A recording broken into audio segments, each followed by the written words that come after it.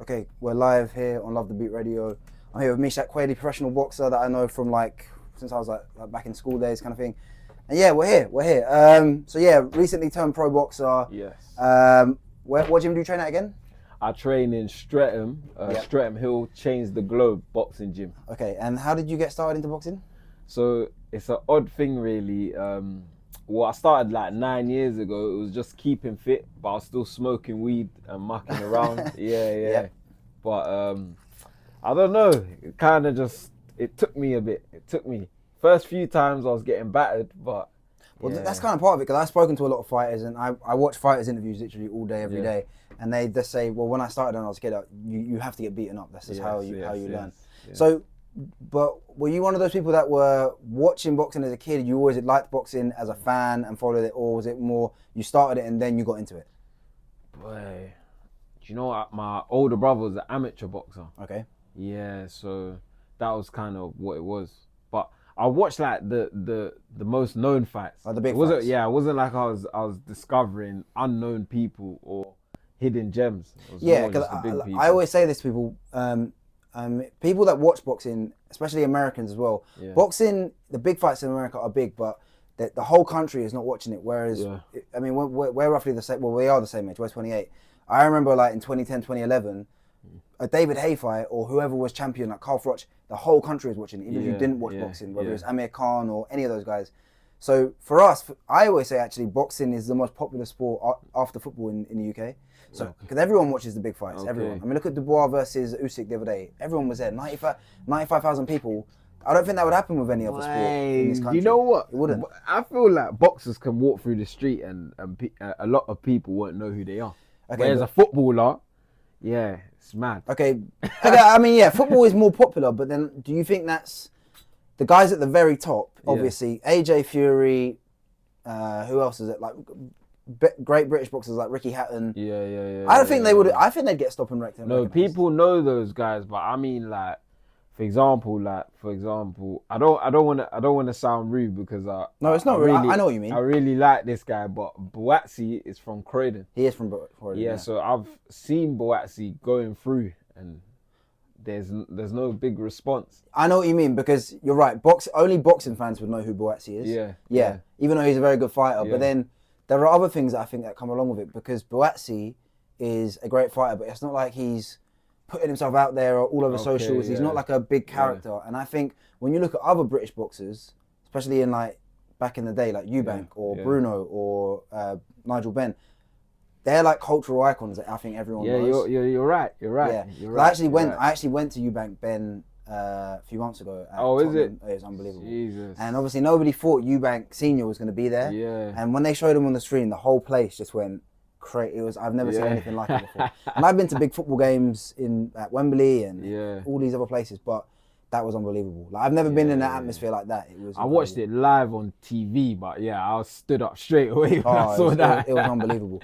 But more about you though. So you train at, remind me again, what do you mean? So I train at Change the Globe boxing gym. Change the Globe boxing. And who is do you have like a head trainer, or is it like a big team? Yeah, so my head trainer is Miles Mitchell, and to be honest with you, I've been with him since amateurs. So I'm the only boxer that he has currently that's stuck with him from amateurs. Right, I got you. And you must spar like a lot of top guys, because you mentioned that you sparred with I forgot, his name escapes me. He fought Bivol and he fought Craig Richards. Yes, Craig Richards. Yeah. So tell me about that. Boy, I learned a lot. I learned so much. Craig Richards, he's top quality. Because this is the thing, in the rankings, he's not that high up. Yeah. But he's definitely not low. But boy, he is not stupid. He really thinks when he's boxing. And he's a boxer's boxer. Yeah, definitely. But some of the moves I saw him pulling, I can tell he got it from Beterbiev. Beterbiev. They've been sparring. So and obviously Beterbiev had those two fights with Bivol as well. Yeah. So they had been sparring. So like after I'd get out of the ring, my coach would be like, "You see that? You see what he did there? Blah blah blah. Yeah, that's from Beterbiev." So I'd spar with him, jump out, and then watch him spar someone else. So he's at 175. Yeah. And you're a 168. Yeah. Well, so really the blows that I received from Craig Richards were devastating. Yeah, to be honest with you. And wait, so you fight 168, but what do you like walk around that as your sort of regular? Way. I'm a You're heavy quite guy. lean. You're quite lean yeah, though, so yeah. it's like it's not like some fighters. Just the way people, even people that are built. Yeah. Some people are lean and big, whereas I'm like I got like a normal size. I got Yeah. muscle, but I'm not like I can get kind of fat. Like I can put on fat. Do you get what I'm saying? Yeah. But I only walk around. My sort of natural weight is 165. Okay. But what is yours? I'm curious to know. So what for yours me, is. I'm walking around light heavyweight. 175. Yeah, I'm walking around heavy. Do you know what? That's so you're. Do you know what's crazy? Yeah. I don't know how much you know about MMA. No, I don't know. I don't watch MMA, You don't? sadly. Yeah. See, I love boxing, but MMA is my number one sport. Okay. Whereas you know how you're saying you walk around heavy. Yeah. That's unheard of in MMA because you know the guys. You're saying 7 pounds is a big difference. Yeah. But say for example, what UFC fighters do you know? Just off the top of your head. Bruv. You don't have to have seen them fight, but like if you had to say name a UFC fighter or two UFC fighters. What? Michael Venom Page. Michael Venom Page, for example. Yeah. So he fights at welterweight. I mean, his last couple of fights are going to be at middleweight, 185. Yeah.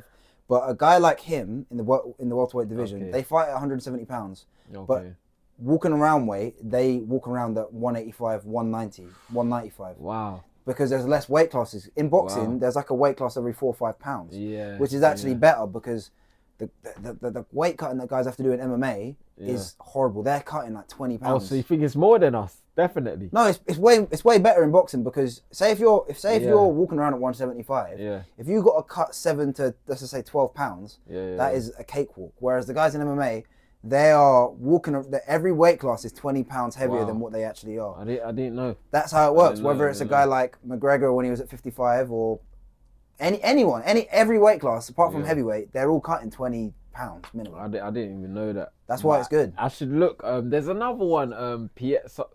George St. Pierre. Yeah. He's been retired for years, but he's one. In my opinion, he's the greatest of all time. Yeah. Do you know? I came across him in a film. Yes, he's done a lot of. I think he was recently. I think he was in like Superman. He's been in a lot of like. No, but recently there was an MMA film.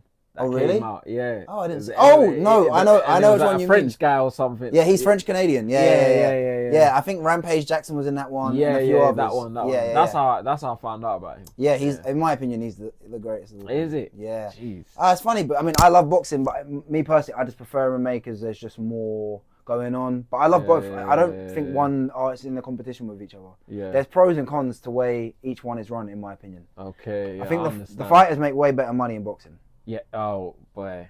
They do. We'll cross that topic. Yeah. Well, at the top. Okay. What I mean is the guys at the top of boxing are killing the guys in the top of MMA. Is it? 100%. But the mid-range guys, I would say they might get slightly more on an average, but still like. There's way more money in boxing. That's why all the MMA fighters want to come over and do boxing. Is it? McGregor made 100 million when he fought Floyd. I'm gonna educate you soon. No, I know what you mean, but I'm just saying, like the guys, say like Usyk and all of these guys at the top of all these weight classes, even Shakur Stevenson. Shakur Stevenson's one of the best boxers in the world, but he's not like a celebrity. Yeah. But he's making way more money than the best guy that's ever fought in the UFC. But those guys are the 1%. That's what it is. No, but to get into the 1% is no, true, but then almost impossible. True, but then there are guys that will never be a world champion. Say like Chris Eubank Jr. He's making way more money than anyone has ever fought in the UFC, apart from maybe McGregor. It's true. So it's yeah, true. but yeah, we'll get into that later. But yeah, we will. So tell me more about So you've had 2 professional fights. Yeah, okay. I had 2 professional fights, but the other day I had a fight at the O2 Arena. However, my license ran out, so that was unlicensed. So is it not on your professional record? That's not on my record. You know what, it doesn't. It was against another professional who's obviously not unlicensed. Well, how did you get that? Because it was short notice, wasn't it? They called me 3 hours before. Right. Okay. Damn. 3 hours before, I was sitting with my son, and I was just thinking, I need the money. Yeah. So I just went in and I won. Damn. How did they find you? Was it just like a? No. The guy had been training at my boxing gym. Oh, I see. He had told me about it a month before, and I started training, and they were offering me peanuts. Yeah. Because they said you're not an influencer. So what? Was this a Misfits card? Yeah. Oh, okay, that makes sense. Yeah. So I said like, nah, they're offering me like 500 quid. I can do that normally. Is that for show and win, or is it just 500? 500 quid and sell the tickets. I said, nah. Not worth it. Nah, that's not worth it. It's not worth it. So I left it, but then I'd started preparing at first. Okay. So then when they told me that the opponent, whoever he was, didn't want to fight me. They dropped out. Yeah, they dropped out. So then 3 hours before the actual fight, this is a month later, they said, no, we need you. Okay. His opponent dropped out, and then they told me the price, and I said, I'm jumping in my car now. I found my gum shield, my robe, everything. Quickly packed it. Went. Wow, that's incredible. Did you have a corner for that, or was it too short? No notice? corner. No corner. Wow. So I jumped in, no corner, but a professional boxer that I knew called Ed Chatty. We used to box together. He was sitting in the crowd, so he saw there was some commotion, and he quickly came over. Oh, that's all right. Yeah. Damn. And how did you win? Was it TKO, knockout? No, points. Yeah. Decision. And how many rounds was that? That was short, 3 rounds. Yeah. 3 rounds. I mean, still, but it was a spar to me. To take a fight on short notice, and did you? Was it a catch weight, or did you have to make a certain weight, or was it just? Well, he was heavier than me. Okay, well then, it didn't matter. Yeah, okay, because cool. experience. When you're sparring the likes of like Craig Richards, Linus Udofia, I've sparred Vidal Riley. I watched him fight. Yeah, he was at the Eubank card. He was fighting. Yeah, he's good. He's good. All these guys, you gain so much experience. Yeah. Damn. So when you're going against guys like that, and you're taking big shots and you're not falling over, then a little 3 round, it's nothing. Yeah, damn, that's good. Come to find out though, after I checked the guy's record, he was very experienced. Okay, he's a bare knuckle champion currently. What, BKFC? Yeah. Do you know his name? Because I follow BKFC. George Hilliard. I'll have to look him up. Because I follow a bit of BKFC as well. But he wasn't happy that I won. Well, of course he lost. I mean, no one wants to fight. So was he Irish? Yeah. He weren't happy. They love a fight, the Irish. They weren't happy about it, but yeah. Okay. Is there any? So you fought at the O2. Where was your other professional fight? Those were York Hall. York Hall, yeah. Okay. Yeah. Is there anywhere that you'd like to tick off realistically in the next few fights that you'd like to? Because obviously everyone would like to fight at Wembley or the MGM, but is there anywhere that you'd like to fight realistically? Well, Copper Box Arena. Yes, fight in Manchester as well. OVO and all those. Yeah, that'd be good. That'd be really good. Do you know what I think would be actually really good to fight, especially for a guy at your level? I think in Ireland would be great because they love fighting. They just love fighting. Yeah. And I think I don't know if you watched earlier this year. It was Paddy Donovan versus Lewis Crocker. Oh yeah. And they got the rematch in September. Yeah. They had a face-off yesterday. Yeah. And it's like that would be. Fighting on like an undercard of that would be incredible. Oh, so you know your fighters still? Yeah, I follow. I follow boxing. Yeah, you know. Not as well as I know MMA and UFC, but I love boxing. But you know quite a bit of what you've said so far. It shows me that you are paying attention. Yeah, I mean I just love fight. I mean I love fighting in general. I'll watch anything, but MMA and boxing are what I follow the most. But why are you so interested in fighting? Well, do you know what? Like I said, so when I was like younger, like when we were in school, for example, I feel like everyone watches the big fights in this country. Yeah. So like my dad loves fighting as well. So we would always watch like David Haye fights, Carl Froch fights when we were in school, Amir Khan, Ricky Hatton, those guys. Okay. I think the first fight I remember was Floyd versus Ricky Hatton. Is it? Yeah, because I remember when he knocked him out, I thought he was dead. Like, it was like unbelievable. And so I know all of those guys, and everyone in the country watches boxing in this country, which is so great. But I was never like an avid fan. And then what really got me into fighting was when I got into MMA. And about 10 years ago, I was on Facebook, and about 10 years ago, Facebook was just literally videos, just spam videos. And I saw a video, and I didn't know who this guy was. It was of Conor McGregor, and it wasn't even a highlights of him fighting. It was just him talking crap, trash talking people. And I was like, this can't be real. And then I thought this was like WWE or something. And then I looked it up, and I was like, oh my God. And then from then, I was hooked on fighting. And then just through that, even though I've always watched the big fights in boxing, I just got more into just boxing in general. But you wouldn't fight? Well, no, I wouldn't fight, but I would.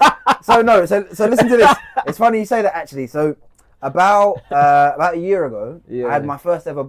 There's loads of boxing gyms and MMA gyms in our area, and I drove past this gym in Beckenham, and I was like, oh, they got like a free trial thing, and I was like, I want to learn the basics of striking and grappling because I watch MMA, I watch boxing, and I went to a boxing class, but for like kind of like for beginners, and it was just sort of a lot of fitness stuff, and I'm fit anyway, but there's different cardio, like as you know, for fighting. So a lot of like press ups, sit ups, all of that stuff, that was fine.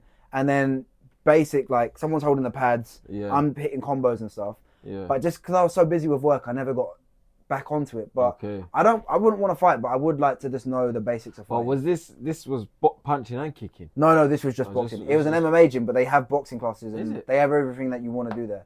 To be honest, most MMA gyms have dedicated parts to it, whether it's boxing or whether it's jiu-jitsu or whether it's wrestling or whatever. And I don't want to fight at all. I don't want to compete, but I would want to learn how to fight. Do you get what I'm saying? Do you know what though? Boy, you got to, well, if you get into boxing, I recommend, or any sort of combat sport, you should compete at least once or twice just to see, because the pace just to scratch the itch. Yeah, it's completely different. Yeah, because sparring. Everyone says that, and like this guy that I actually know is a friend of mine. I met him because this girl that I'm friends with is her boyfriend. He's a Muay Thai fighter. First time I met him, I watched his fight, and he was like, "Oh yeah, I've been training at this gym since I was a kid, in Dartford somewhere." And he was like, "I'm not a professional fighter. He's an amateur fighter, but he's had a lot of fights. Just amateur fights, just because it's like that's just what he does." Yeah. I don't know if I'd want to do that, because I think I respect fighters so much, because I just think they're wired differently to be able to do that and have. Tough. It takes balls to do it, and also it's dangerous. So it is. I wouldn't want to. Not that I'm scared to get hit or anything, but I just want to learn the basics of sparring and training. Yeah. But you are right. I mean, because I work in media, I work in TV. If I was to build a platform big enough, I wouldn't mind doing like an influencer fight or a misfits fight. But I don't want to actually fight. If you're working on TV and that, it's your face and that, you don't want to ruin it. I mean, it's not the end of it. I mean, look at all these influencers that are. I'm not playing down the dangers of fighting. I'm just saying I would, if I was going to fight and I got good enough, I would like to be at that level. I don't want to compete, and I just want to have fun. For me, it's just something that would be fun. I don't want to do. I'll be honest with you professional though. Where I boxed at the O2 the other day, they were all influencers. There was only. Oh yeah, because you was on the Misfits card. Yeah, I'll say there was one or two people who were. There was one who was a K1 world champion, and the guy that I thought who was a previous pro and BKB. BKFC, yeah. But most of them don't even look like they train. Yeah, because it looks like they're joking, like taking this thing for a joke. Yeah, because a lot of the influencer scene, because just as a sort of, I mean, I don't know how much you follow like influence boxing or mystery boxing. I only know about it because it is so intertwined with MMA and a little bit of boxing. Yeah. So how it sort of works is these guys that are influencers with big platforms. Okay. And actually, the last TV show that I was working on, we done like an episode about boxing, and there was like a lot of guys that were training for an influencer fight that were. You know, like that guy from Diversity was fighting. They had a few Love Island people fighting. Wow. And the way it works is they're fighting people on their level who are from that same world. Yeah. And what I'm sort of getting from it is people that are they train really hard for say 3-4 months. They do take it seriously, and this isn't their lifestyle. This is just let's just try it, get it done, and it's not for them. It's not like they know it's not real fighting. Not that it's not real fighting, but they know it's not. You know, it's not leading to anything. Yeah, no. For them, it's just part of their career, but I don't mind it because they're fighting other people on their level, and they're fighting. Do you get what I'm saying? They're not there to become a world champion. But it's not nice because cool. I went there the other day, and I'm an actual professional athlete, and these guys are not, and they're getting paid a lot of money. One of them was talking about they got 25K. Damn. Okay. Yeah. You know what I mean? I know what you mean. Yeah. And I never got anywhere near even 5K. Yeah, exactly. Yeah, I know exactly what you mean. But what I would say, because what sort of riled me up a few years ago was the whole Jake Paul thing. But now I have to really just tip my hat to him and say he's done really well, and I think he is taking it seriously. But definitely, what you have to look at when it comes to influencer boxing and boxing is two different worlds. Jake Paul, for example, and the difference between his brother Logan Paul is Logan Paul is doing maybe one influencer fight a year, and it's not part of his real job. Jake, well, even though he's playing a gimmick, he is taking it seriously, and he is fighting professional boxers, or whether it's washed up MMA stars, he's still taking real fights, and it's oh, there's a path there that he could maybe. I don't think he's good enough to be a world champion, but. Fight guys that are professional. Do you get what I'm saying? We boy, boxing's looking mad right now. So we don't know. He might become a world champion. I don't think we don't know. I don't think he's good. He's improved a lot because he's got the money. Yeah, and he's got the traction. So we just don't know. Personally, I don't think so because I don't think he's not skillful enough. Because there are guys that are more skillful than him that will never be a world champion. The way I see it is, I can't knock him for I'm not part of the crowd where it's making a mockery of boxing. I'm not with that at all. Yeah. My thing is that Jake Paul, for example, he kind of can't win, he can't lose because I think it was a year and a half ago, 2 years ago, he fought a guy called Ryan Borland, professional boxer. Okay. And these are the kind of, he was like a journeyman. And those are the kind of guys that you fight when you're 6-0, 5-0. Yeah, but because he's such a big name, it's like, why are you fighting a cab driver or whatever? But when he's fighting a real fighter who's not really a boxer, like say Anderson Silva, who's Yeah. nearly 50, or Nate Diaz, who is an MMA fighter, Yeah. people go, oh, well, you're not taking it seriously. So it's like, Yeah, you it's can't true. really win. It's true. I don't know, who did he fight last? I'm not really sure. Mike Tyson. He fought Mike Tyson, but he fought recently, but I can't remember Is who it? he fought. I think he fought a few weeks ago. I can't remember who he fought. No, but this is why I need to educate you on like just how boxing works, because it's not what you think. Okay. Yeah, it's not. The business side of boxing is very dark, because it's like, all right, let's use you as an example. Forget about me. So you just turned professional. You do your medical, cost you about $1,500. Mm-hmm. So you scan your brain, whatever, you do these tests. Then now you need to sell tickets, because you've not really got a mad fan base like that. Mm-hmm. So you got to sell tickets to your family, your friends, all these people. Minimum tickets 50 quid, then it's 70, then it's 100. Yeah, you're doing a 4-round fight, and people are coming spending all this money to see a 4-round fight, and you're going against tough journeymen. Mm-hmm. Like, especially if you've not got the proper amateur experience like I did. I've only had 8 amateurs. So I'm raw. Yeah. So now you got to build yourself up that way, and then you got to go through these journeymen, and then if you're marketable, then you can get on those big fights and that. But for example, someone like Jake Paul and that, he's already marketable. He's got the platform and that, and that's why they could make him a world champion. Yeah. Because that's all they care about. Are you marketable now? It's not about skills. If you actually analyze boxing properly, there's a lot of rubbish people who are in good positions. Okay. But it's because they've got the fan base or the correct backing. Yeah. Some of these guys, like these travelers, their family will buy 300 tickets.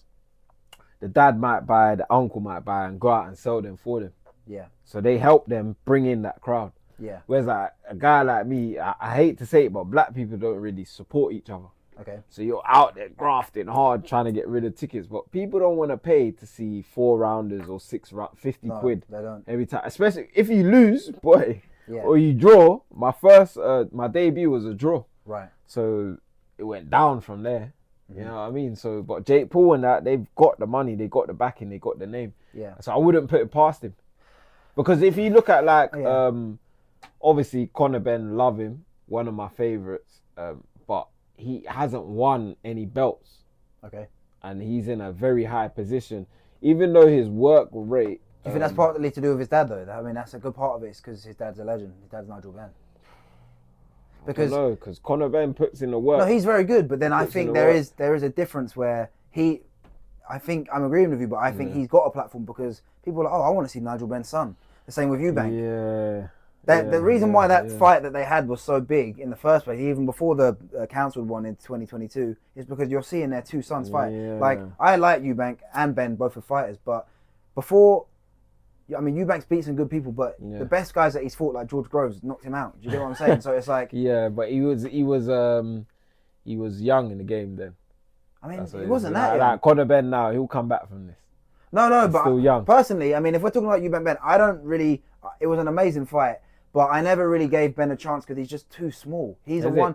Yeah, they fought at 160. No, but that's what I'm saying. When I've been down Matchroom sparring and I've seen him, No, listen, I think he's a very good fighter. Yeah. But my thing is that I don't think... Okay, the best guy is at 147. It's not the...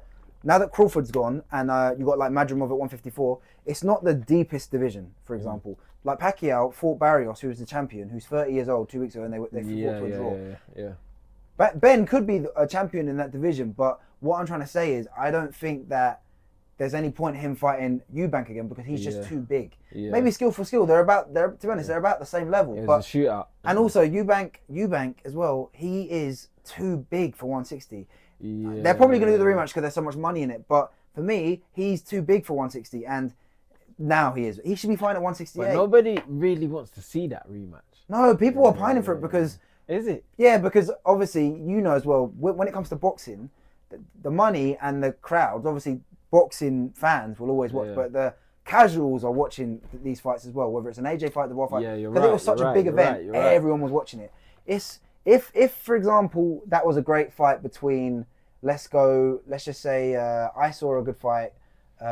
Who was it? I think it was, I'm trying to think of like a British fight. Let's say Lee versus Wood was a brilliant fight 3 years ago. But the casuals and like the sports fans are not watching that fight, even though it was a brilliant fight and there was drama.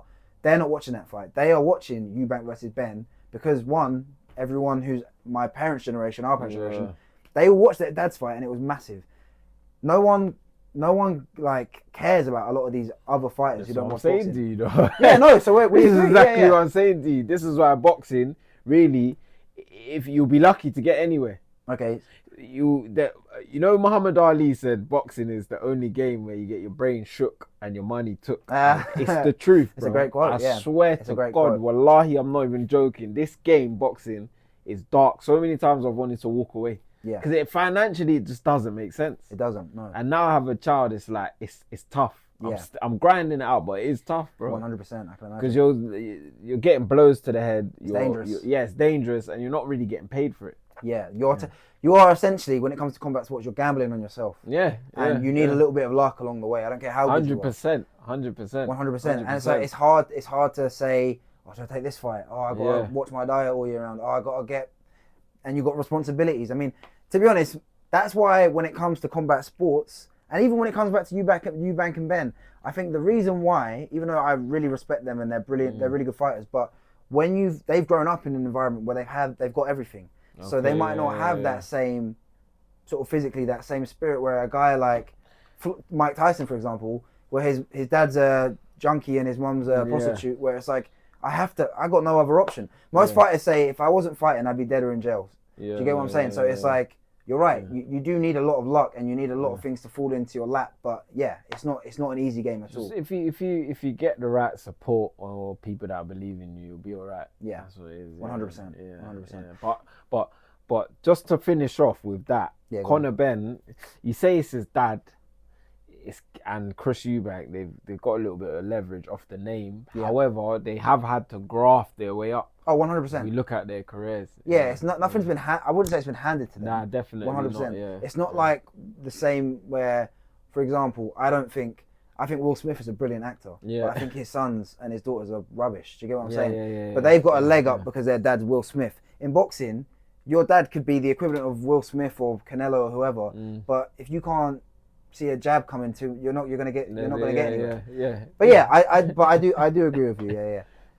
Yeah. So when it comes to boxing as well, how often are you sort of sparring, training? Bro. Recently, where I've had my child, it's been a bit slower. Okay. However, how old is your son? He's 5 months almost. 5 months, bloody hell. Okay, damn. So, but before he came in March, so 2 days after my last fight. And for that one, bro, I was going crazy. I was sparring like 3 times a week. 3 times a week, okay. So, and I was spending a lot of time going Matchroom. I was going Churchill boxing gym. I was traveling for sparring. When you say you've mentioned Matchroom a few times, when you say going to Matchroom, what do you mean exactly? So Tony Sims contacts my coach Miles and he says, look, either Craig Richards needs sparring or I had George Liddard once. Okay. He's an upcoming prospect. I was meant to do some sparring. I don't know. There must have been someone else, but I couldn't make it there. Right. Yeah. Like it was a financial situation, really. Yeah. And that's what I mean. So, but yeah, Sims will tell my coach, bring your lad down, and then we'll drive down there. It's in Essex. Whereabouts in Essex? Brentwood. Oh, Brentwood, of course, because it's Eddie Hearn. It's in the middle of nowhere. No, the last few months I've been working in Brentwood. Okay. Yeah, and I looked it up and I completely forgot because obviously that's where Eddie Hearn. Yeah. And obviously his dad Barry Hearn set up the business. So they're from Brentwood. It's in the middle of nowhere, bro. When you go there, it's just mountains. Yeah, but they got the Elizabeth line there. Yeah. Elizabeth, like I think it was like Romford, or does it go? Romford's about 2 stops before Brentwood. Oh. Yeah. Oh wow, you educated me. Yeah. Because the first time I went, I got train to Romford and then a taxi. Yeah, so I mean Brentwood and Romford are like 10 minutes away, 10-minute drive from each other. I didn't even know. It's a bit, Romford's a bit before, so Romford's technically still in London and then just after Brentwood is not. Yeah, it's Essex, yeah. But But Matchroom's nice, man. When you go down there, serious work. And they were the first ones at the Zone as well. Yeah. Impressive. So, do you know what? Come to think of it, you just jogged my memory. I sparred another guy down there. He just left the Olympics called Ramtin, I think, or Ramtin. Is he British or is he somewhere else? I think Well, he's African, definitely. Yeah, no, I mean, like, does he represent Britain or is it someone else? He's representing Britain. Okay, yeah. Because he's with them. He's a fighter with them, Right. and he just got signed to Matchroom, I believe. Yeah. Yeah. Or Frank Warren won it. Oh yeah, no, Frank Warren is Queensbury. So yeah, to be fair, Tony Sims probably only deals with Matchroom. Matchroom. Innit? Yeah. Oh, okay, Well, yeah. I would have to confirm. But Rampton, yeah, it was alright. He Well, was at my weight. I know that Matchroom are having a lot of they're announcing more shows in September. So this next month is going to be pretty quiet, but September is when Matchroom are going to start their shows again. Yeah. And I think, to be honest, is Crocker and Donovan going to be the start of it? But they're going to have basically September is going to be when their fights are going to be like picking up a lot. Wow. But they're not doing too well, I don't think. You know they do the 5v5. Oh, yeah. poor They're Eddie. getting whitewashed. I love Eddie, but they've been getting killed. Yeah, they've been getting killed. They have been getting killed, man. They're not looking good. They're not looking great. Even when the boy fought AJ, I thought Yeah, maybe they'll get at least one, but then it wasn't a good result. No, Frank Warren's got some Warren. good fighters. Like if I were to get signed, I'd like it to be Frank Warren. So Queensbury. Yeah, definitely. Yeah. Okay. Yeah, that would be good. What about Boxer? What do you think about Boxer? So you know Ben Shalom? Something. Oh, I don't know. They look more like, I don't know how to. They're like, to me, little league. Really? Why? Football. Why do you think that? I'm really impressed with them. Is it? Why do you think that? They're little league. I mean, they're newer. They're way more newer in the Frank game. Warren's like Man U. Yeah, no. Listen, you can't. I mean, Frank Warren's got over 50 years of experience, but to me, I look at it as there's good options for it. Depends on really you as a fighter. Yeah. But for example, I like what they're doing, and they're getting all these young, exciting British fighters, and they're sort of building something. That's what I really like. Yeah. And it's going to be interesting because their deal at Sky Sports, I think, expires this year. So I'm going to be interested to see where they go next. Yeah. Maybe it's TNT or I don't know. Maybe it's back at Sky. I don't know. I think they're little league. Really? Okay. Because they only got local people, really, like lower level fighters. They ain't got. I know what like you mean. they're superstars like Ben Whittaker. And who else do they have? I mean, they had Eubank, but that was more like a one-fight deal, I think. They're little league. I know what you mean. I do know what you mean, but However, I think what they're doing is good. what they're doing. I mean, they've only been around a few years. I mean, Ben Yeah. Shalom's 30 years old. Yeah. He's already got his own promotion. But I think what they're doing is what you said. They're building more local talent. I think that's the best way to do it because there's no point really sort of going too far out when it comes to these. Like Americans, for example. Yeah. And Americans usually, I mean, they don't like the long term sort of being tied down. Yeah. So you know, like AJ and Fury, he's been with Frank Warren forever, he's been with Eddie forever. Americans do not like doing that. Like Shakur, he had his last fight with Matchroom a few weeks ago. Okay, yeah. But then the way they do it, like Devin was at Matchroom last year, but then now his thing's done. He done a fight with Golden Boy. So Americans like to see the best offer. And then I'll come back to you if you give me a better offer for my next 2 fights. That's how they do it. Whereas the British, we're more like, we're going to be with you're my guy for a few years, most of my career, and that's how we do it. Because they're different. Opportunities are harder to come by here compared to America because America's a bigger place. That is true. And like a lot of the promoters, like you've got Golden Boy in America, you've got MVP, you've got Salita Promotion. So there's so many and countless others. So the way it works is slightly different. Even though a lot of the American guys that work with Eddie, they'll work with Frank and Boxer as well. So, but even here, it's like when you enter the game, everybody's fighting at York Hall. That's the staple of boxing. My Bethnal Green area. Yeah, York Hall. Whereas America is such a big place that it doesn't matter if you're not getting anywhere in this place. You can go over there and get somewhere. Yeah, it's such a big place. That is true. But then I do also think they are. I mean, this is not like a secret, but then they'll do things like, say, Golden Boy, which is Oscar De La Hoya. He's from the West Coast and he's from California. So when he's got fighters like Ryan Garcia or whether it's Belanga or whoever it might be, they're smart to do a lot of their shows cater to that audience, whether it's Mexicans or Hispanics or just people from California. Or a guy like Shakur, a lot of his fights are, because he's from New Jersey, are on the East Coast. Yeah. But yeah, I mean, you're right. You can go anywhere, whether it's Vegas or here, there, and everywhere. He's good. He's really good. Who? Shakur. He reminds me of like a Mayweather. Yeah, because a lot of people clown him because it's like they say he's running or he's boring. No, he's not. No, he's just defensively. He's a very smart fighter. He's defensively switched on. Yeah, he doesn't defensively responsible. 100%. He doesn't get hit a lot, and the best fighters don't get hit a lot. Yeah. He's not. He's definitely not running. He takes a few steps back, turn, catches, and then that's it. I think I mean, I love Shakur, but I think the one criticism of him is that maybe his fights are not the most exciting. Okay. That's what I think it is. But in his defense, I think one, he's getting better promotion now that he's been with Eddie Hearn the last sort of year or so. Better promotion. Yeah. And two, he hasn't had that dance partner yet because he's just beating everybody. But this guy just had, that was a bit more, we saw a bit more. It was a competitive fight. Yeah, not too competitive, but it was, and he even said, because I listened to his interview a few days after, and he was like, I liked my performance, but I did get hit more than I usually do. Yeah. And he was like, I need to be better. Right. But he's young, and like, he's what? I think, I mean, he's fighting at 135. Yeah. But he said, listen, he wants to fight Tank. And if he doesn't fight Tank, because he's got a lot of things going on, maybe he'll fight Lamont Roach if that fight doesn't happen. So but do you know what? Like, let me tell you something. See Mayweather, he weren't like that at first. No, Pretty Boy Floyd was knocking people out, yeah. He weren't like that. He became like that later on. When he became Mayweather, that's when it changed. But when he was Pretty Boy Floyd, before he broke one of his hands as well, he was knocking people out. Like, he was different. And it wasn't boring to watch. I mean, some fights were, like, for example, the Pacquiao fight was horrible to watch. But that was at the end of his career, and it was the biggest boxing fight on paper. But for me, I love Floyd. I mean, it's technical. He's getting out of the way, and it's just good. I mean, look at when he made Canelo cut all that weight when he was 36 years old. He was 23, and he just played with him. And Canelo's one of the best boxers of our generation. Yeah, so. he's easy. But then, Canelo, Canelo's good. What do you reckon for Canelo Crawford? Canelo's my guy, man. Yeah, but Crawford, boy, he's an alien. He's incredible. But I'm gonna stick with Canelo, everyone.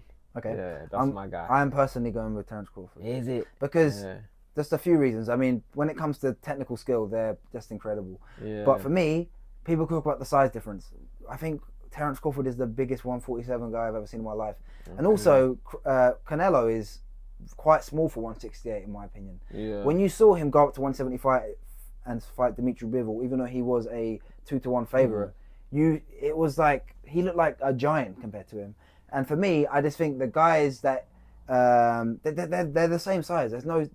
It's perfect for both of them. And I just sort of think as well, the one thing that I would be a bit worried about from a Terence Crawford perspective is, I don't know if you saw the face-to-face that they had. Not face-to-face, but they were having like a debate, Canelo and Crawford. He was saying, you don't really have any good wins. Yeah. Whereas like Crawford, not that he doesn't have good wins, but compared to Canelo's resume, it's night and day, in my opinion. Is it? Yeah. So you think Crawford's got the better wins? No, I'm saying Canelo does. Yeah, Canelo's got a mad resume. He does. He really does. And he's only lost to Floyd Mayweather and Dimitri Bivol. Yeah. Where he did have some disadvantages where, one, he was really young and sucked in, and two, in my opinion, Dimitri Bivol, the best light heavyweight in the world, and he's massive. So Canelo's resume is... it's insane. I mean, and he's won at multiple weight classes. He's got finishes at multiple weight classes. But it's just really who turns up on the night. Crawford ain't lost yet, innit? He's undefeated, yeah. He's 38. Yeah, but I think that was only like a year or two's different. But to be honest, they age, but he hasn't got a lot of miles on the clock. Yeah. He's won. I mean, he's undefeated, but there's guys that have got a lot of miles on the clock. For example, I think Canelo has, not that he's taken loads of damage, but he's got miles on the clock. Yeah, even that you see it at heavyweight.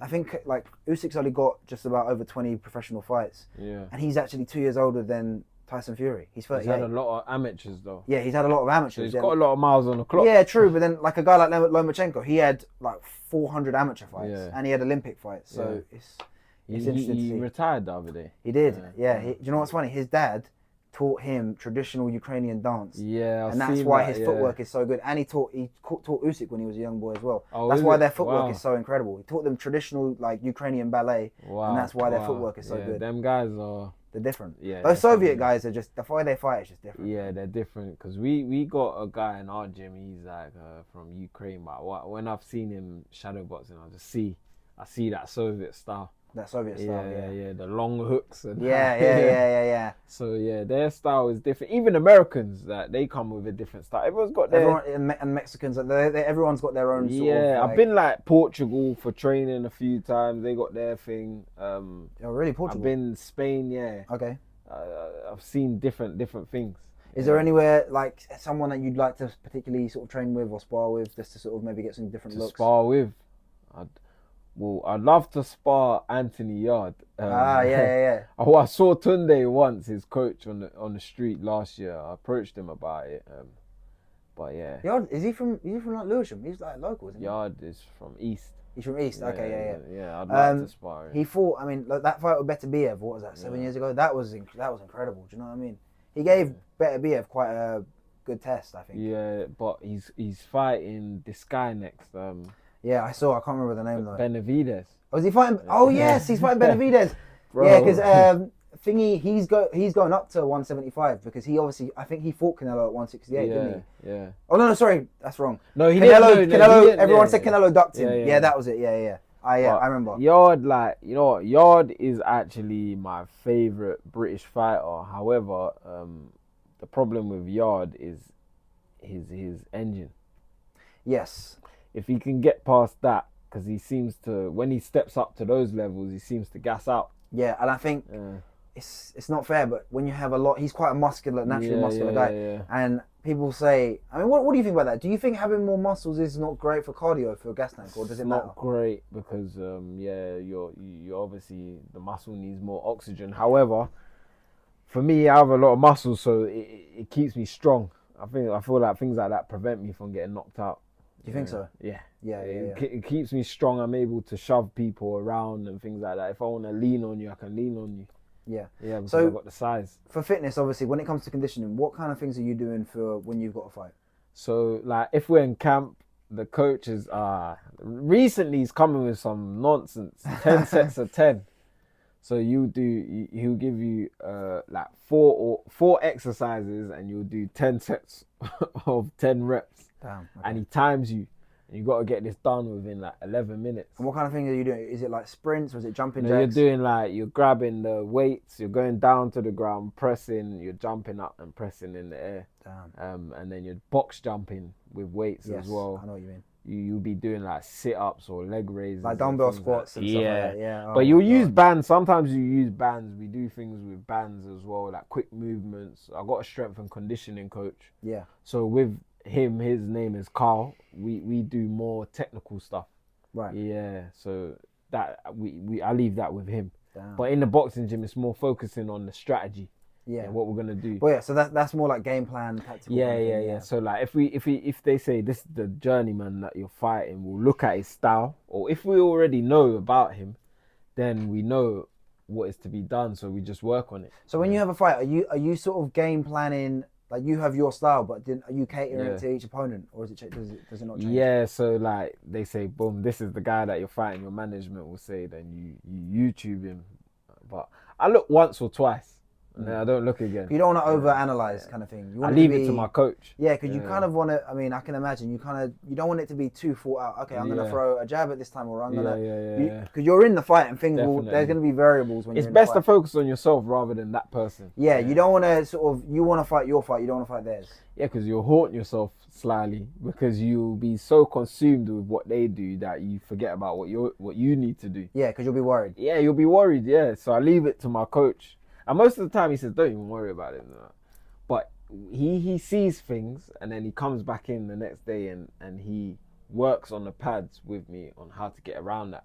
Right. So let's say the last guy that I was meant to fight, he tends to like go into a Philly shell every now and again. Okay. Then out of nowhere he throws a wild left hook, and if you get caught, you're going down. Very unpredictable. Yeah. He does put people down, and he's they say he's he's very durable, but they say he's quite high up in terms of rankings of the journeyman. Okay. I can't remember his name now that I think about it. But they call him Cameron Caretaker. Okay. That's quite bro, he'll be normal like this, then just like that, then out of nowhere, bang. Bang. Yeah. Damn, okay. He might smother your work and things like that, but my coach will like say, okay, how you can get around this is do this on the pad, and we'll do it. When it comes to you fighting, do you sort of see yourself staying at 168 for the foreseeable? Nah. Maybe I'm trying to even get down. You want to get down? Well, I've been encouraged to get down, but I'm finding it challenging. To what? Yeah. So like down there with like, who's down there? Who's running that scene right now? What's this guy's name? The Asian guy. Not Mams Taylor. No, that's No, that's he's Misfits. British. Recently, he beat. Hamza Shiraz. Yeah. Yes, yeah. He knocked out not Belanga. It wasn't Belanga the other day. Was it Belanga? He did knock out Belanga the other day. Yeah. No, but is he middleweight or He- super? He's 160. So he basically He's lower.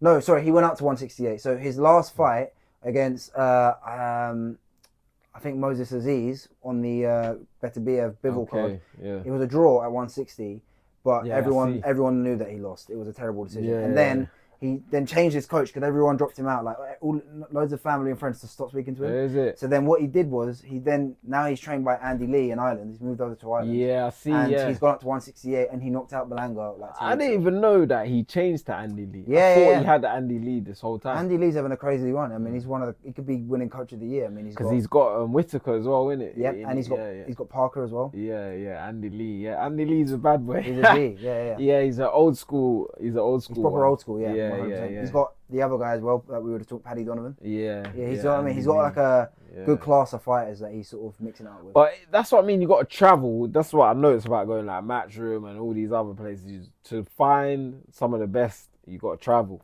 Yes, Yeah, definitely. you do. It's not easy, Yeah. especially when you're at the very bottom kind of thing. Do you have an agent or like a promoter? Or I had a management. I was with Stephen Goodwin, Okay. but I felt like he wasn't doing what I needed.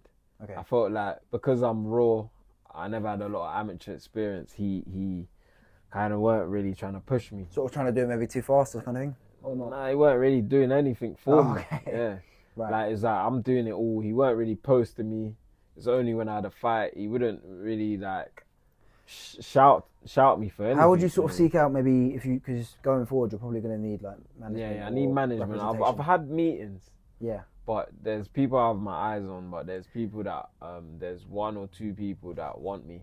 I guess, and it's good to have options, and I'm sure there's more experienced people in the gym that can sort of tell you, not tell you what to do, but give you some advice. It's mainly my coach, and he just says, he gives me the numbers, and he says, contact this person or that person. Right. Yeah. 100%. Yeah. So, but I had a meeting with another management team before. They are Warren Management, and but they were a bit fast. Yeah, they were more like, we'll just get you uploaded now and whatever, before I had even signed anything. Yeah. So, but I think I got my eyes on them now. Yeah. Because I like what they do with their fighters and they put them on Box Nation. Okay. Doesn't matter whether they're high, low level or whatever. Yeah. Yeah, they're on Box Nation. So they're giving them something they're giving them a media outlet. They're pushing them. They're giving you like a platform to sort of promote yourself. Yeah. They sign you and they post it on new signing and things like that. Yeah. Do you know, like hearing this sort of tells me that the differences when it comes to boxing and MMA. Yeah. Because obviously with boxing and MMA, with MMA it's like you'll be in a promotion. Okay. And then it's like they'll push their fighters because they're all under sort of one league kind of thing. Yeah. And then boxing, it's like we said earlier, one fight you could be with Matchroom, one fight you could be with MVP or whatever. Yeah, but it's There's pros and cons to both. if you get yourself into certain contracts, it's difficult to get out. Okay, you have to be very careful because I've heard horror stories from fighters where you're not getting paid the right amount, or you're getting how many other fights, and then you can't get out of that deal, and then you can't have. Sometimes you don't even have the sort of freedom to talk to whoever you want or something like that. Yeah, bro. Boxing is like being in the army or something like that. It's a dirty business. It's you serve your time and then you're done. Yes. No, that is 100%. Serve it, and no one cares if you get injured or this or that, or if your girlfriend gave you a headache or cheated on you. Nobody cares, bro. No, it's not like all they care about is turn up and box. It's not like football, for example. Where, nobody gives a damn. Yeah, and there's way less chances as well. Like if you got one chance, you got to take it. Yeah. Because it's like it's a place where nobody's gonna feel sorry for you. No, they're not. Nobody's gonna feel sorry for you, bro. It's like the army, honestly. Honestly, yeah. There's no prisoners, basically. No way, bro. I've done 9 years so far. It's a life sentence. It really is. It's fighting is an everyday thing. You need to walk it, live it, and breathe it. It's not okay.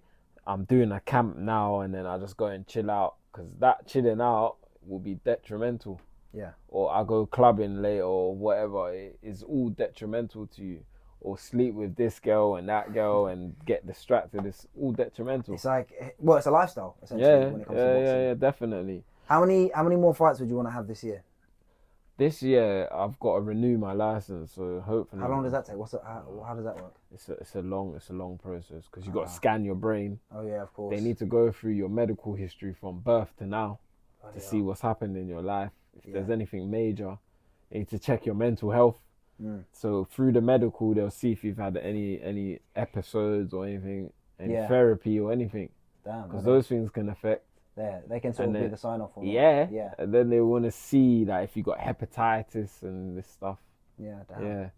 So if you pass all of that, then you're good to go. Your eyes as well. Your eyes, yeah. Cause obviously with like your orbital and stuff. You see freak injuries all the time in boxing. Yeah. And it's hardly. I don't know how it works as well in boxing, but most MMA fighters say very rarely do you go into a fight 100%. No, you'll never be 100%. Most of the time, you're carrying a little knock. Yeah. But you pick things up in camp as well. Yeah. Because you're going at 100% throughout. And you need to peak at the right time. I think a lot of people sort of, from the outside looking in, they think, oh yeah, you're fighting on this day. Nah. And it's like, but you obviously, if a camp is like, say, 8 weeks or 12 weeks, you need to make sure you don't burn yourself out, say, I'm assuming 2-3 weeks before. It needs to really get to that week where you're like, I feel great. Do you get what I'm saying? Yeah. When that's the thing, when you get out into the changing room, if you've peaked at the right time, it's the best feeling. Yeah. You're hitting the pads and everything's sharp and you just feel like, yeah. It's like, it's strange, bro. It's like you go from camp and then on the fight night, it's just, you're a different person. It's like overnight you just go really sharp. Yeah, it's like two different worlds, basically. Yes, yeah, literally, it's crazy, bro. Do you have any? Is there like? I mean, obviously, you are a boxer. Do you have anything where it's like, why should people sort of take up boxing or even just do it for fun? Why should people? For people that don't box, or they're not really too keen on boxing, why do you think it's a good thing to do boxing? I think boxing will. Speaking from my experience, it can help you cope with any mental health problems or crisis in your life, depression or bereavement or anything like that. But also it's a life skill. It's like having a trade, like going construction or something like that. It's very similar in that sense where it's a skill that once you pick it up, you can never leave it alone. Yeah. And it can protect you. Why do you think it is that a lot of people are not too keen on it, or they're like, I don't even want to try it, even if it's not to compete? Why do you think it's the blows to the head. Okay. Because when I was an amateur, I didn't know the danger like I know it now. Now that I've had a brain scan and I've seen that there's certain problems like my memory and stuff. Yeah. I understand that why people don't want to do it. Yeah. Or getting your ribs broken, your nose. These things are really serious. Yeah. You can lose family members. Yeah, I mean the amount of deaths that you have in boxing per year, kind of thing, is just is nuts. Because with me personally, I want to box just for fun, and I mean I'm fit anyway, and I like lifting weights, I love working out, but for me, I want to do something else where I am learning a skill. Okay. But at the same time, I'm not worried to take a few smacks or whatever. I just don't want to compete because it is very dangerous. I mean, I just want to. For me, what would be ideal for me is to learn martial arts, like do it 2-3 times a week just for fun. You know what I'm saying? I don't want to. I don't want to fight. Yeah, you're like the flipping clients that I have. It's gonna come in, whack a bit of bag and pads, and then leave. I literally just want to know the basics. I don't want to get in a fight, basically. But that's the thing, though. People say this sometimes, then they end up competing because they're like, wow, they get the itch. Yeah, they get the itch. But you know what? You can tell if somebody can do it when they get hit, because there's a lot of people that hit the bag and pads and they look amazing. But then when you see them jump in and spar and they get hit, you're like, okay. Yeah, because I mean, I've heard fighters say there are gym champions who look great in the gym, but when it comes to maybe fight night, they're not the same person. Yeah. It's true.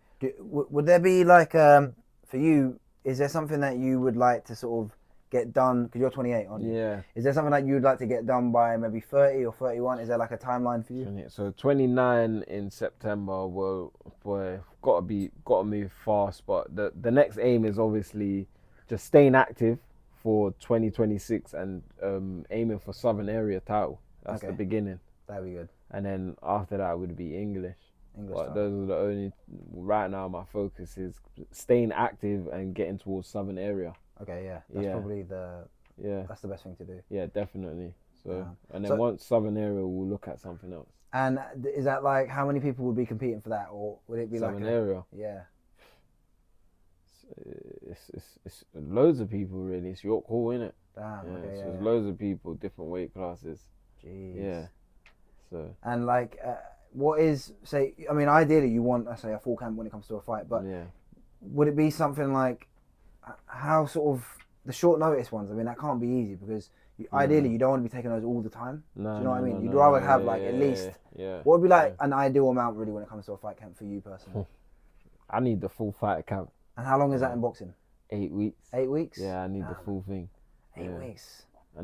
I purely need it for selling tickets as well. Oh, okay, right. I need to be able. I need the full 8 weeks to sell the tickets. So how does it work? So a promotion will give you, say, a set number of tickets, and they're like, you need to sell this. Yeah. So my management will firstly they'll send me the poster. Okay. And then that's when I'm like, okay, it's on. Yeah. So then mindset changes, everything changes. If I got Fanta in my hand, that goes straight back in the bin. Everything changes. So then they're like, cool. The tickets are coming in such and such time, so they'll send it to you by post. Soon as the tickets come, that's the next stress. Damn. Okay. Yeah, because you're sparring, you're paying for your nutrition, you're traveling to all these places. Yeah. Because remember, I'm not coming from a established place with champions, so I got to travel to the champions. Yeah. So that costs petrol or train or whatever. Nutrition, obviously, you're eating good. You know what I mean? And then gym, you're paying all these people, recovery, all these things like that. Yeah. But then in that time, you're running around selling tickets. And how many tickets do they sort of give you usually? They say you need to sell like 60. That's a lot of people. Like for someone that's not like famous or anything. You need to pay him $3,100 minimum, and that will cover your opponent. And wait, what do you mean? What do you mean paying $3,000? What do you mean? You need to. This is what I mean. You need to have $3,100 there, otherwise you're not fighting. Whoa, yeah. That's You're crazy. not fighting. You're not fighting. And my first fight, I sold 106 tickets. I made $7.5 grand. I only walked away with 2. So you made a $2,000 profit. So. Yeah, but I had to, out of the 2, pay the coach that I was with at the time, so 10%, and then that's £200 gone. Yeah. Yeah. But then another 5% to his assistant. So that's £100 gone. Yeah. So wow. Then there's the thing is, I have heard so many fighters, they all say, if you want to make money, don't get into this business. You can make money, but it's a mugs game. It is a mugs game. Yeah. It's like gambling. It's like gambling. It's a mugs you game. can make a lot of money in theory. You can make a lot of money from gambling. Yeah. But the chances are you won't. But you do need a bit of luck. I mean, things can fall into place. I do genuinely think that if you keep trying and you get your name out there and you do this and that, and then also I do think when you do get more established or you do meet people and you get more connections, it does gradually get easier. But that's why it's good to spar at these places like Matchroom and that. Yeah, because you meet people. Yeah, you meet people, or their coaches or whatever may put you forward to Eddie Hearn or whoever. Because you know he's coming down there, he's holding his own. He's showing his face. You know what I mean? Like he wants to be involved. Yeah, so put him forward. And you know what's another thing? Can do. I heard someone say once, and I thought it was so true. It's not who you know, it's who knows you. Yeah, definitely. Yeah. Definitely. And I think that's true with fighting as well. Yeah. Because we work in similar industries. Like when it comes to TV or media, you don't know when you're going to be working. Like our jobs are contracted. You might be working on a job for 3 months. Okay. Like the last year, I was working on Big Brother for 4 months. Oh wow. But then when that 4 months is done, like when I first started working in TV, I worked on Big Brother. I started early. I worked on there from July when I was an intern, and I worked all the way to when the show wrapped in November. Okay. But then I didn't work again until like February, March. Ooh. So it's like you don't know when you're going to be working, and it's like but as you get more established, you meet people, and then jobs come easier, and you make more money. Yeah. But you do have to sort of bet on yourself, because it's not an industry you want to get into if you want to make money.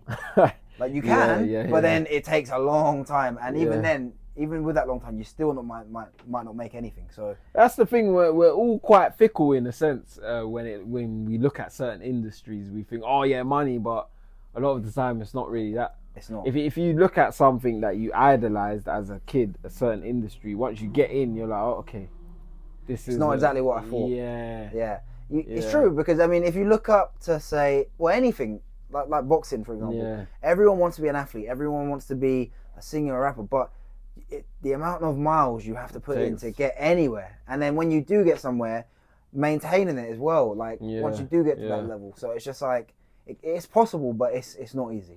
It's very hard. It's very difficult. But then at the same time, that's what makes it more satisfying because I don't want to do anything else. I could make loads of money working in an office and, I don't know, selling insurance. But I find that I'd rather blow my brains out because it's just boring. Do you get what I'm saying? But same with you. You could probably make loads of money being a builder or. Do you know I go to university? You go to uni? Yeah, on the side of boxing, but bro. Really? I dropped. To be honest, I dropped that out. I went to uni for 3 years. I got a degree. Biggest waste of time. Biggest waste of time. Unless you're gonna. I mean, I'm not telling you what to do, but me personally, I said this. Speaking from experience, unless you're trying to be a doctor or something, I'm not even joking. Unless you want to be a doctor or you basically are doing a degree where you need to have a degree. Like one of my friends, she done forensic science and then she got a degree working for the NHS. You need to do that. Okay. But I just think unless you're doing something where you need to get a degree, you should not go to university because not even the money aspect. Forget that. It is a waste of time. I went to university and studied television and like radio, which is what I do for work now. But if I had known what I know now, you don't need that. Everyone's got a degree, but you don't think so? No, you don't. You really don't. But I kind of did it to keep myself occupied when I weren't in a boxing gym. No, that is fair enough. But it's got in a way. Because assignments and all of this. It's just crap, it's a lot. like, it's a lot to juggle, especially if you want to basically do it right. Yeah. And I just think it's just not, the juice is not worth the squeeze. I've been on the end of my thread a few times, ChatGPT, because and like a lot of it I've been in fight camp. Yeah, and you can't, and also when it comes to fighting, you need to be 100% in. I mean, you don't need me to tell you that, but if you take your eye off the ball, you're gonna fall behind. 100%. Yeah, it's the juice isn't worth the squeezing. But I hear you. It is what it is. I hear you. But where boxing's so tough, sometimes that's what I'm saying. The demons can creep in. You do need like a release. Yeah. Because if it's all you're doing is boxing, it can get very, like with anything, it can get monotonous and mundane. You need to have like something that keeps it fresh. That's the thing. That I've been boxing so long, just constantly. That's been my life. That sometimes I despise it. Yeah. Because my life is very boring, to be honest. I'm just in a boxing gym. Other than that, I'm at home now. I have a son, so if I've got time to deal with him, well, when I have time to deal with him, I will. But other than that, my life is boxing gym and clients. Then uni twice a week. Yeah.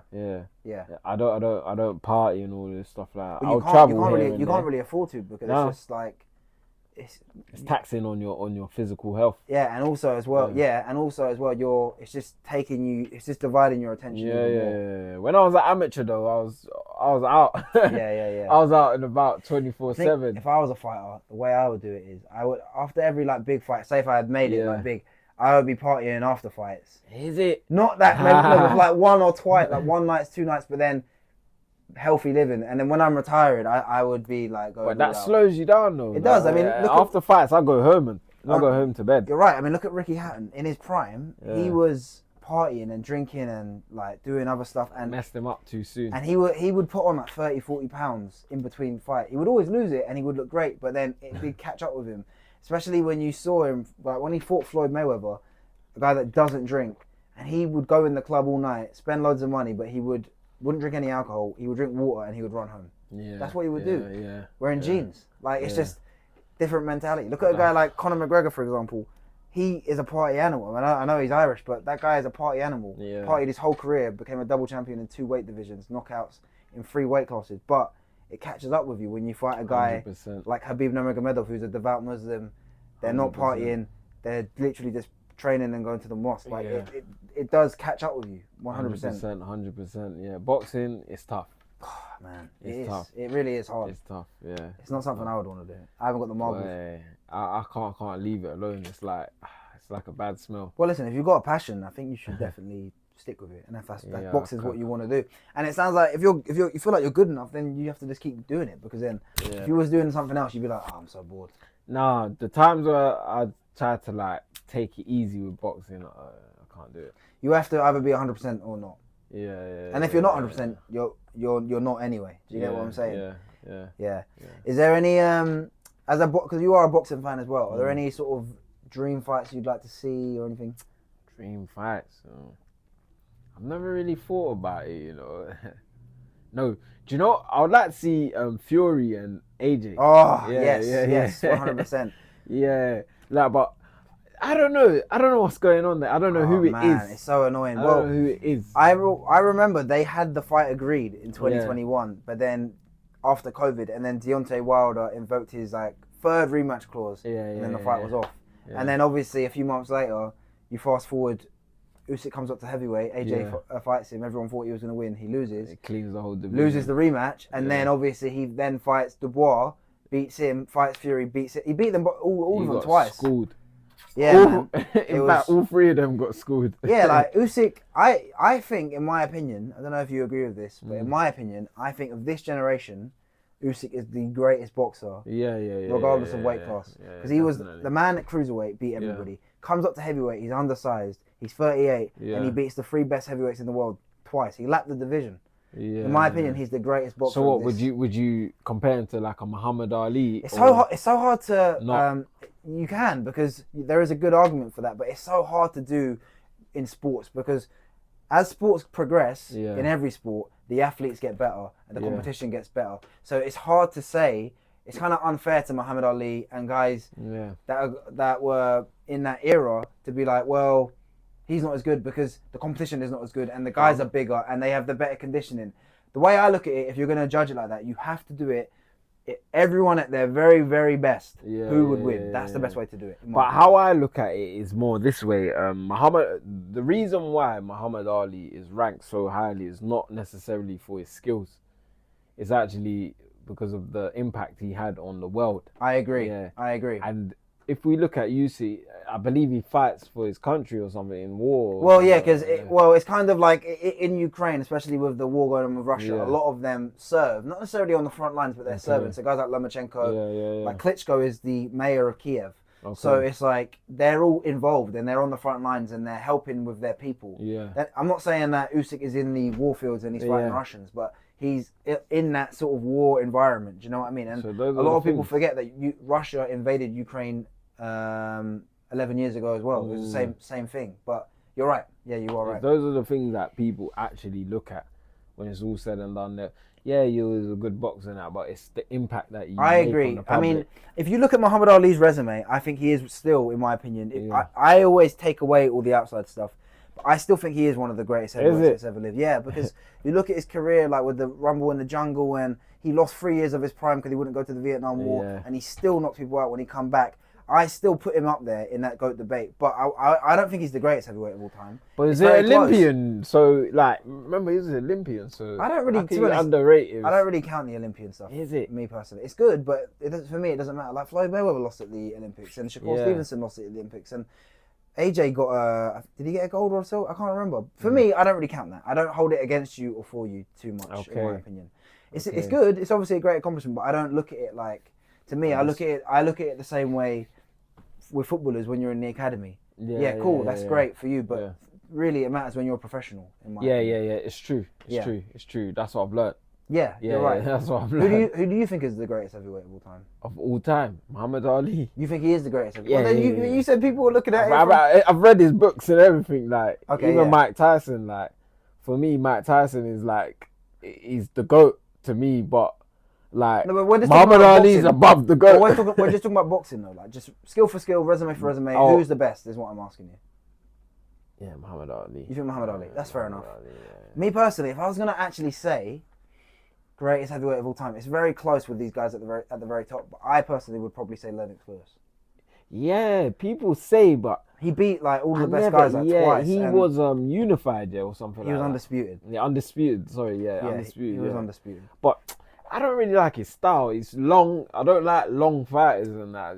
I don't really like that style. Whereas long, just on the jab. Yeah, Mike was only 5'10". He's quite. He's I don't want to see you just on the jab. Okay, so are you sort of, when it comes to judging fighters and best, are you taking in resume and skill points basically, like how they done it in style? Yeah. Okay, but fair enough. What I like people that are explosive. Yes. Yeah, those are the fighters that I like. Explosive. So who are your sort of? I know there's so many great boxers, but then who would you say is like on your GOAT list? depending on, doesn't matter what division, like top 5. Who are your top 5 greatest boxers of all time? Of all time, definitely Muhammad Ali. Okay. I've watched so many of his matches. Mike Tyson. Yep. Crazy. He's so elusive, and the way he just shifts so quickly and comes up with hooks. Okay. Madness. I would say, boy, I really like Canelo. He's elusive as well. His head movement is crazy. I've just studied his head movement. Yeah. I've studied clips of just his head movement for hours and hours. He's a master at work. Yeah, definitely. He's very powerful, and I can't really think of anybody. Oh, do you know what? Do you know who's quite mad? Yeah. I know people think it's mad that I say this, but Fabio Wardley. Okay, Wardley. Yeah, I'll put him on the list as someone who is gonna become great. So wait, are you saying your favorite fighters to watch, or are we saying greatest of all time? I'm saying those people I've mentioned are the greatest of all time. However, I'm gonna put Fabio Wardley in there because he's gonna be great As like a future one. Okay. Yeah, I got you. he's a nutter. Whereas I'd say I think the greatest boxer of all time, in my opinion, is Floyd Mayweather. Not the most exciting, Floyd, but Floyd, for me, he's the best because boxing, in my opinion, Yeah. I don't know if you agree, but in my opinion, boxing is the game of hit and not get hit. Yeah. He done that better than everyone. He retired undefeated, and he was just a smart fighter. He wasn't as exciting as Mike Tyson. He's not as exciting as Tyson Fury. He's not even as exciting, in my opinion, as say someone like Canelo. Yeah. But what he did and the names that he beat on his resume, and he done it without any getting in and taking no damage, without a scratch. And he fought. A lot of people forget the guys that he beat, like Pacquiao, De La Hoya, Canelo Alvarez. He beat Ricky Hatton. He beat so many good guys that you forget when it gets lost in that 50-0 and the undefeated. It's true. Yeah, 50-0. But there used to be a boxer before. I think he was undefeated. I think Sugar Ray Robinson. Yeah. Was he undefeated? I can't remember. I believe he was undefeated. I know Sugar Ray Leonard was not undefeated. Nah.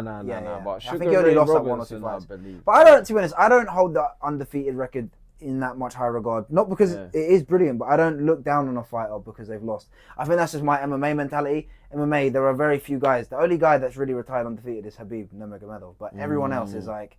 But undefeated is nonsense. It is. Bro, there's so many good fighters if you go and look at a guy like Marvin Hagler, for example. Yeah. Oh my days. Yeah. The greatest switch hitter of all time, in my opinion. I'll tell you something. Marvin Hagler made me change my mindset just about like training in general because he was always staying in shape even when he didn't have a fight. Yeah. So that's my method now. I just keep myself in shape. What was so impressive about Marvin Hagler? It was that people thought he was wild, but the thing is, he had an iron chin, arguably one of the greatest chins in boxing, but he was very disciplined, like you said, and he would stay fit all year round.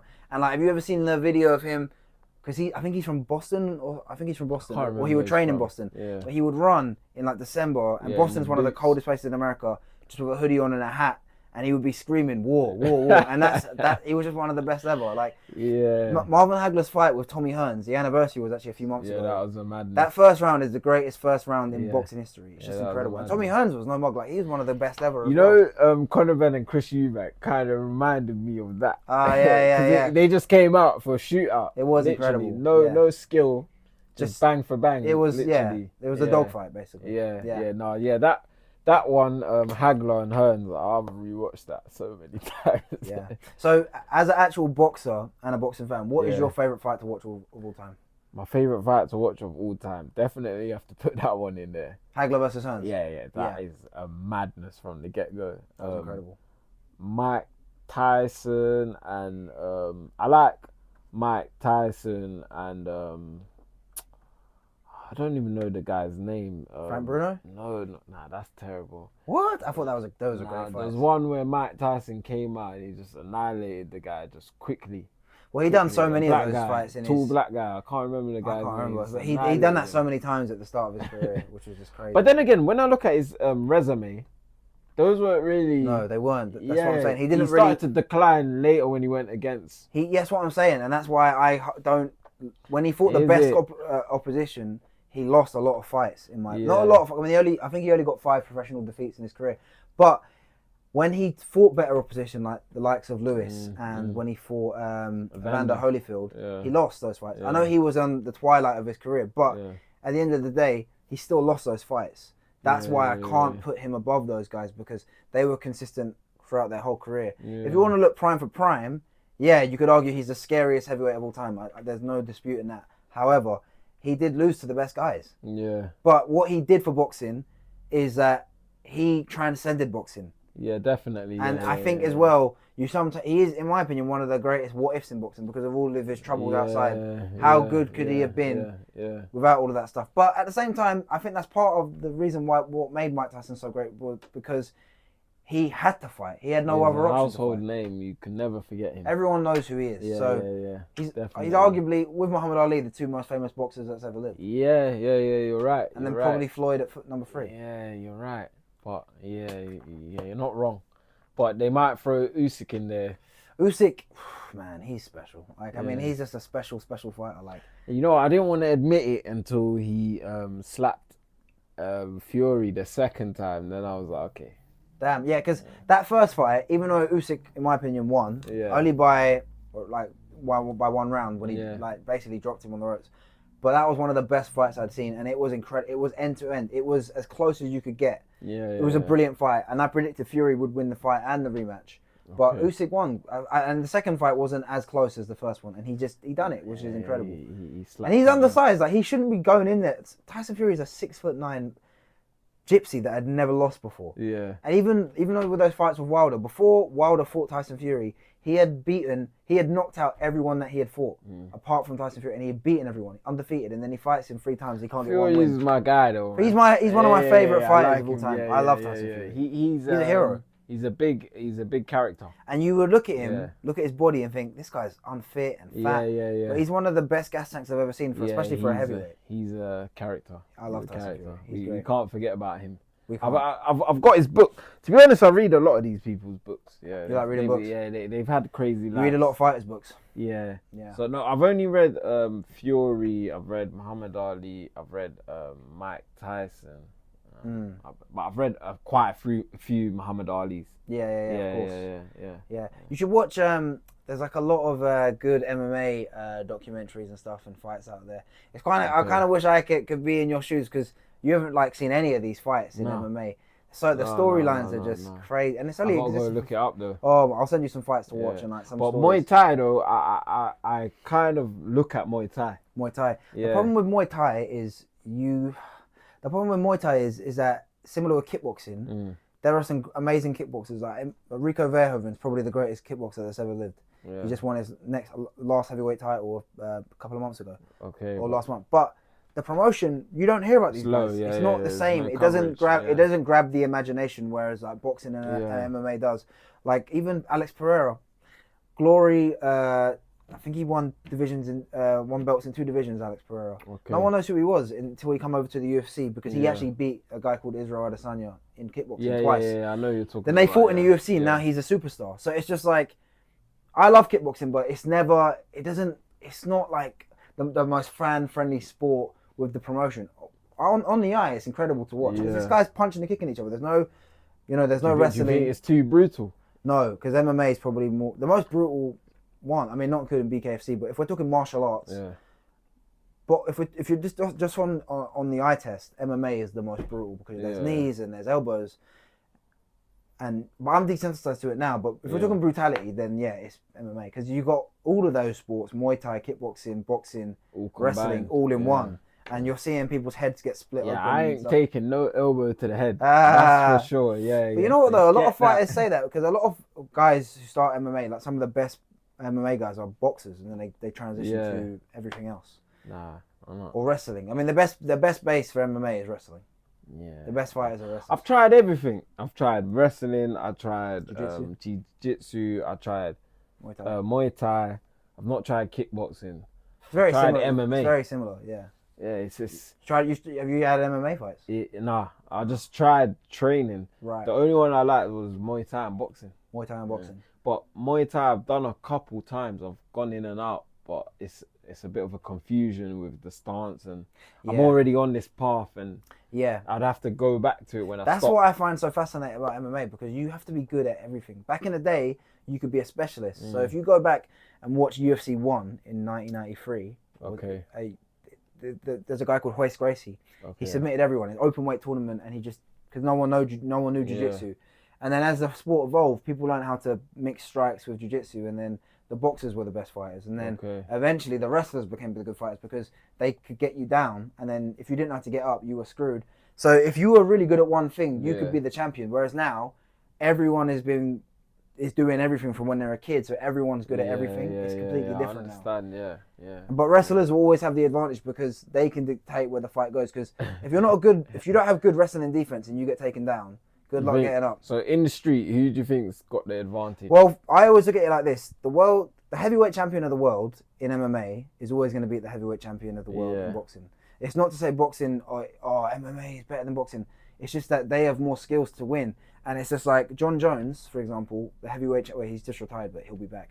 The heavyweight champion in the world, and a lot of people think he's the greatest of all time. Okay. If he was to fight Tyson Fury, let's just say, or Usyk, or any of these guys, Anthony Joshua, they could knock him out, but they wouldn't get a chance to knock him out because because he would shoot a single leg, he would take him down, take their back, and then he would choke him. Or hold them down. What is it? Because of the stance we have that we're a bit of both, because they've never been in a vulnerable position. They wouldn't even need to shoot straight away, because a guy like John Jones or any heavyweight, there's a guy called Tom Aspinall, he's the heavyweight champion right now. They would kick you once in the leg. You've never been kicked there before. Whereas MMA fighters have been they're getting punched in the face all the time. They have boxing specific training. And a boxer has never been kicked in the leg or kicked in the head or elbowed or kneed in the eye. And then it's just like, if hypothetical, I mean, it's a stupid argument anyway. But if John Jones fought Anthony Joshua in a MMA fight, that fight would last about 30 seconds. Yeah. But it works the other way around as well. The best boxer in MMA, a guy like Ilia Topuria or Max Holloway, they're not going to beat the best boxers in the world, or even guys that are just below them in boxing, because they're just better. It's two different sports. Yeah. You need to be good at boxing to be a good. Well, you don't need to be good at boxing, but you do need to have some boxing to be good at MMA. But it doesn't work the other way around. We saw that when Conor McGregor, who is one of the best strikers and boxers in MMA in his prime, he's not. I mean, Floyd's one of the greatest of all time, but he's not going to beat Floyd Mayweather if they fought 100 times in a boxing match. But if they fought in an MMA fight, that fight would last about 20 seconds because McGregor would kick him in the head and that fight would be over. I need to do some research, bro. Yeah, I'll send you some fights. Yeah, I need to do some back research. in the day, it was like, UFC versus boxing. It's not one or the other. They're two different sports. If you fought a guy that had very good striking, some of the best boxing in MMA, and he fought you in a boxing match, you would beat him.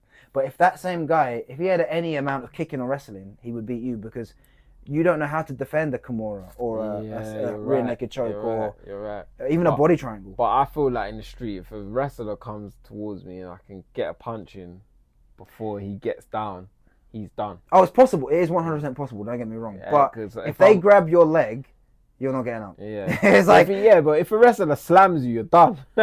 Yeah, I mean, If you get picked up and slammed, look at some of those guys in the Olympics where, or like even those judo guys. Forget wrestling. Judo is a great base for MMA. If someone gets your neck, it's just and they throw you like that, it's over. Finished. Yeah. It's over. Yeah. All right, we can wrap this up. But where can people look you up to sort of support? So you can look me up on Instagram at Quailey. So that's Quailey. I believe my Instagram is my YouTube is the same, and my TikTok. And you've got all your links in your bio. Yeah, all my links are in my bio link tree. And when do you think your next fight's going to be? Hopefully before the end of the year. Okay, cool. Yeah, so I'll be licensed again soon. How long will that take? The licensing process takes a little while. Okay, and we'll finish on this. Who are sort of 3 guys that you'd love to train with, fight, and maybe spar with in the future? I'd definitely love to train with Gervonta Davis, Anthony Yard, and even Beterbiev. Beterbiev. Yeah. Is he your favourite fighter? Better be about. I like his qualities because he's a God-fearing man. He's a Muslim. He looks like he leads a clean life. He's from Chechnya. Yeah. He's from born in Dagestan, but he's from Chechnya. Okay. Same place as. That's where the best MMA fighters are from. They're all from that region of the world. Chechnya. See, I gotta do my research. Chechnya and Dagestan. Those are where the best MMA fighters are all from.